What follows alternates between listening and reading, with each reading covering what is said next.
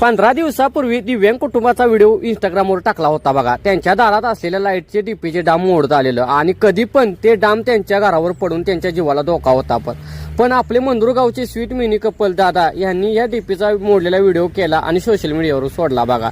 कारण या दिव्यांग कुटुंबाने 2-2.5 वर्ष त्यांच्या समोरील मोडत आलेल्या खांबाची तक्रार करून सुद्धा त्यांची कुणीही दखल घेतली नव्हती बघा। हा व्हिडिओ सरकारपर्यंत पोहोचला। लगेच शिराळा तालुक्याचे लाडके आमदार सत्यजित भाऊ देशमुख हे त्यांच्या घरी येऊन भेट घेऊन सांगितलं तुमच्या 24 तासाच्या आत घरापुढचा डीपी हलवणार। लगेच डीपीचं काम पण चालू झालं बघा आणि दुसरीकडे डीपी लगेच हलवून पण टाकला बघा। असे पाहिजेत आमदारांना, असा पाहिजे आपला बघा माणूस।